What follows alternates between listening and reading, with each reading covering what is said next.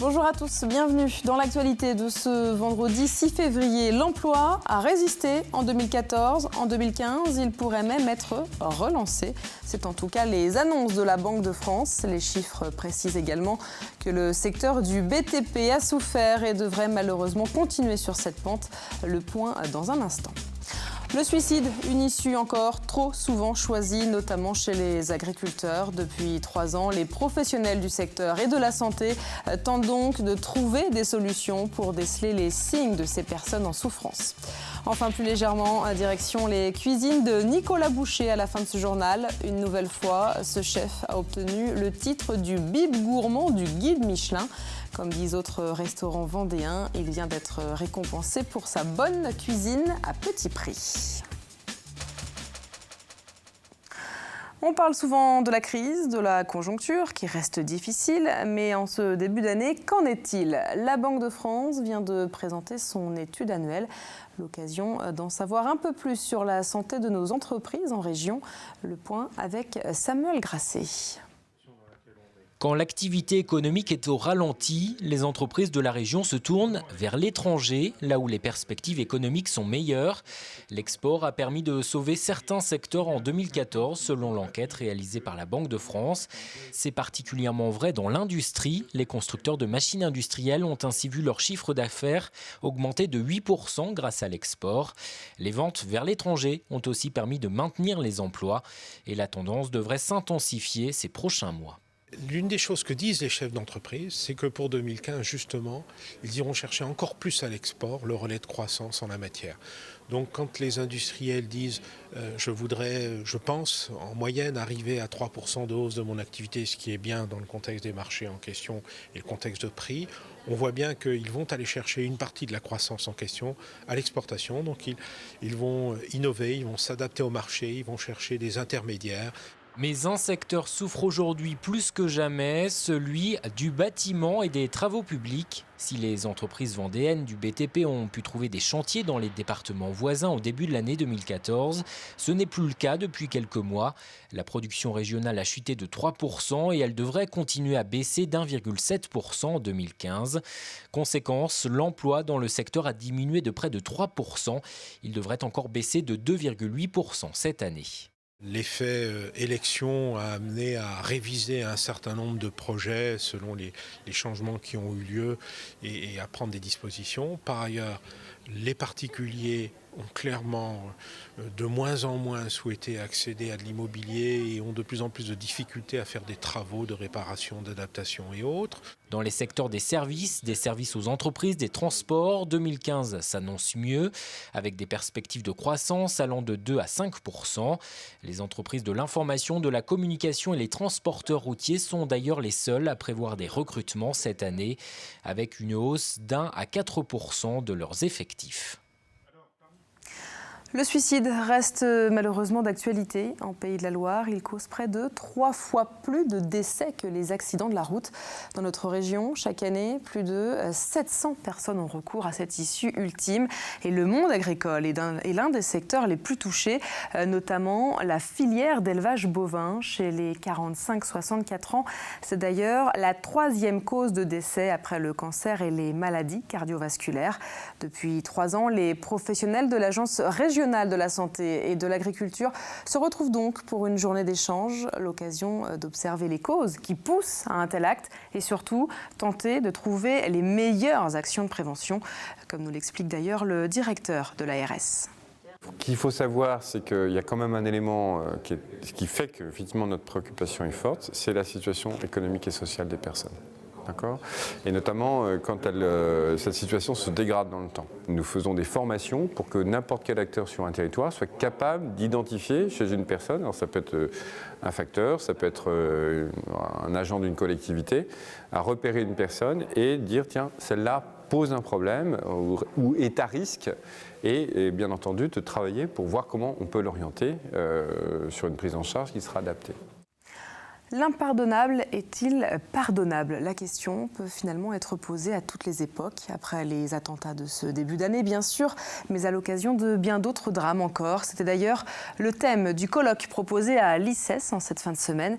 Pour tenter d'avancer sur le sujet, des intervenants du monde entier se sont réunis autour d'une table ronde. Gabrielle de Gatine et Marine Fumolo ont assisté au débat. Nous n'avons pas réussi à régler nos problèmes pacifiquement.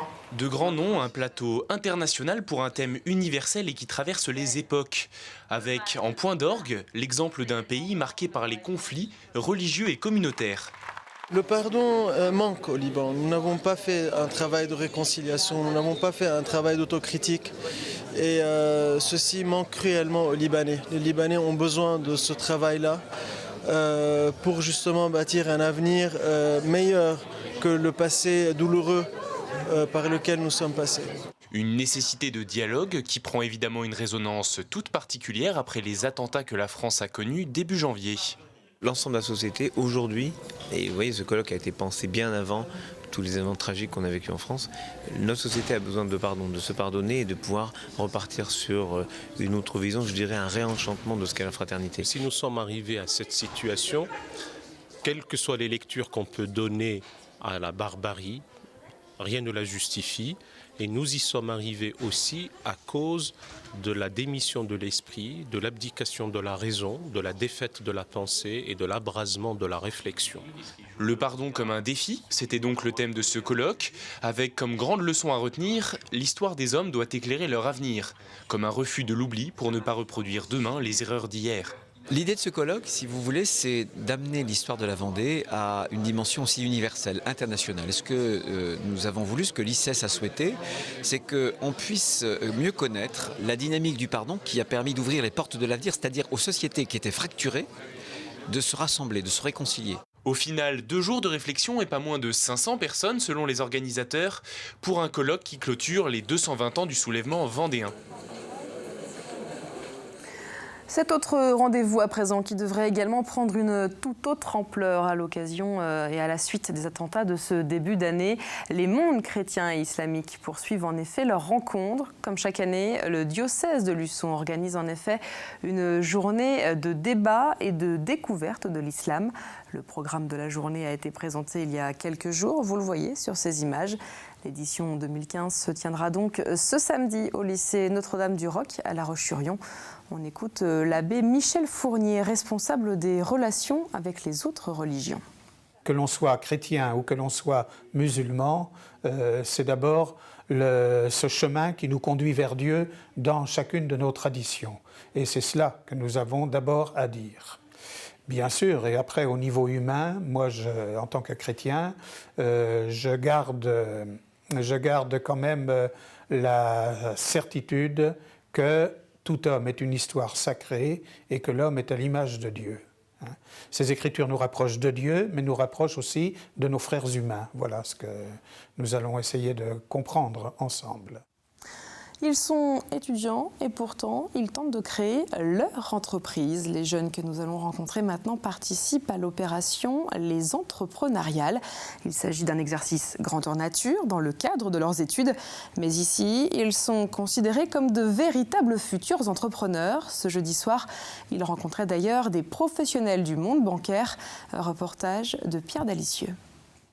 D'autres petits commerces pour être complémentaires, plutôt que d'aller s'implanter dans la zone où il y avait beaucoup de supermarchés. Ces 3 jeunes ont un projet, monter une épicerie sans emballage, une idée innovante et qui n'existe pas dans le département. Pour se faire aider, cette conseillère à la Chambre de commerce et de l'industrie, d'une oreille attentive, elle écoute et note point par point ce qui va ou ne va pas. C'est ce que je fais tous les jours, donc effectivement les questions, elles me viennent naturellement. Pour moi, c'est comme s'ils allaient créer leur propre entreprise. Que leur projet, le but, c'est de voir si le projet est réalisable ou pas, si le projet est viable. Et oui, car ces jeunes entrepreneurs sont en fait des étudiants en école de commerce ou d'ingénieurs. Tous ici découvrent l'entrepreneuriat avec ses joies mais aussi ses surprises. Une chose que je ne m'attendais pas, c'est le fait que le projet change autant d'idées. Parce que c'est vrai qu'à force de rencontrer des experts, notre coach, notre parrain, notre idée elle a vachement changé et ça je ne m'y attendais pas forcément. Toutes les étapes de leur projet sont analysées, parfois ça tient la route, parfois un peu moins. L'ensemble du projet, vous avez d'autres choses à me dire? Il n'y a pas de structure en fait. C'est pas structuré, on arrive, il n'y a pas de projet bien monté en fait. Mais peu importe, le but ici, dédramatiser l'entrepreneuriat, car aujourd'hui monter sa propre boîte peut faire peur. Et ce genre d'exercice semble même porter ses fruits. Ils s'entraînent, ils font une entreprise virtuelle, ils s'entraînent de A à Z.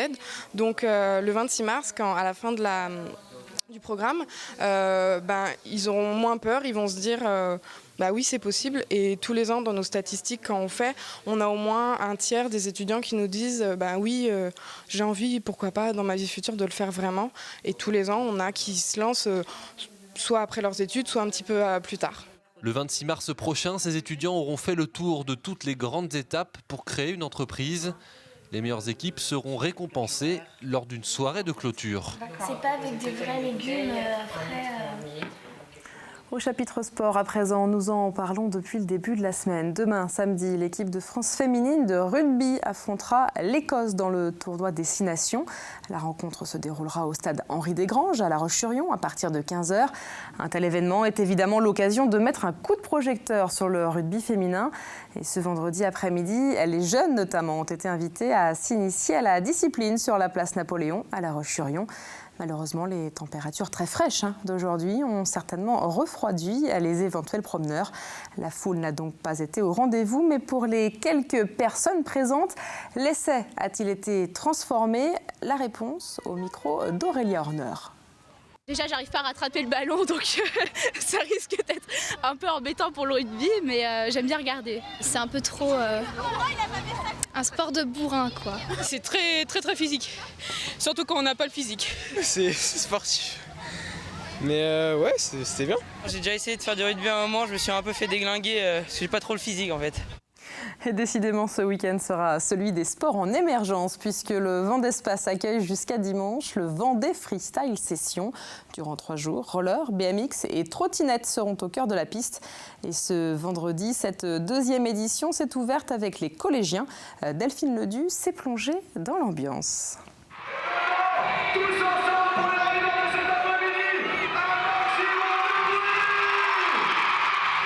Ambiance de feu au Vendespace, transformé en immense skatepark durant 3 jours. Pendant plus d'1 heure, les plus grands professionnels en roller, BMX et trottinette ont réalisé des figures à couper le souffle.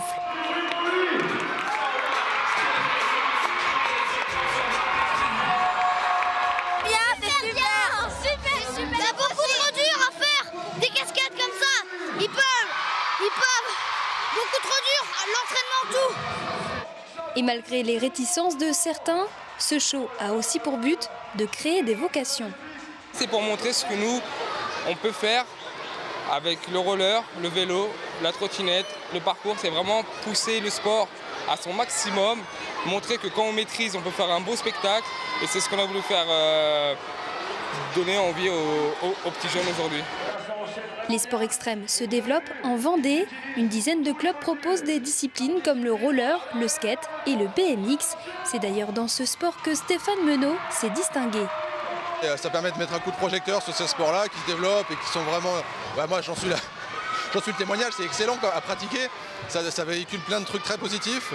Et puis c'est chouette de voir comment ça peut être présenté à tous ces jeunes. C'est un super événement. Ouais. Les plus curieux pourront tester, car tout le week-end, des initiations gratuites sont proposées au public. En début de semaine, le guide Michelin a présenté la liste des restaurants étoilés en Vendée. Il y en a 4, dont 2 avec 2 étoiles, à Saint-Sulpice-le-Verdon et à l'Herbaudière. Et chaque année, on découvre également les établissements qui obtiennent ce que l'on appelle un bib gourmand. Ce titre récompense les bonnes tables à moins de 32 €. Et cette année, 11 chefs vendéens ont obtenu cette distinction, à l'image de Nicolas Boucher à l'Aiguillon-sur-Vie. Grégoire de Châtillon l'a retrouvé évidemment dans ses cuisines ce matin.